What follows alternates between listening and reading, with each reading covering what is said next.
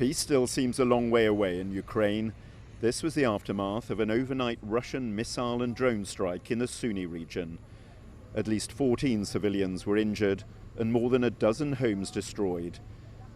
With the attacks continuing, 32 NATO defense chiefs have been holding a video conference to discuss security guarantees for Ukraine.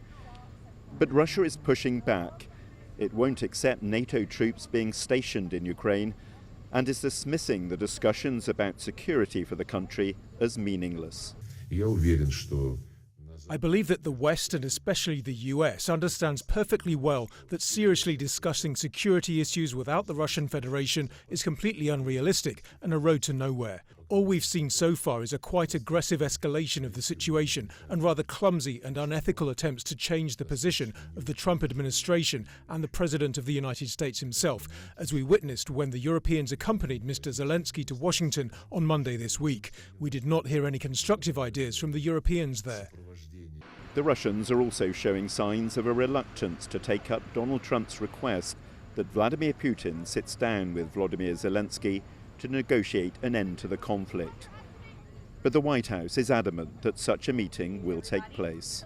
I can assure you that the United States government and the Trump administration is working with both Russia and Ukraine to make that bilateral happen as we speak.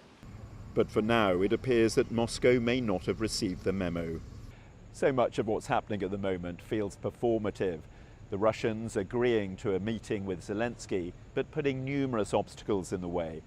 The Europeans discussing security guarantees, but knowing without more overt US support, it'll be impossible to follow through. Donald Trump remains the eternal optimist, but even his optimism will be severely tested over the coming weeks. John Brain, TRT World, Washington.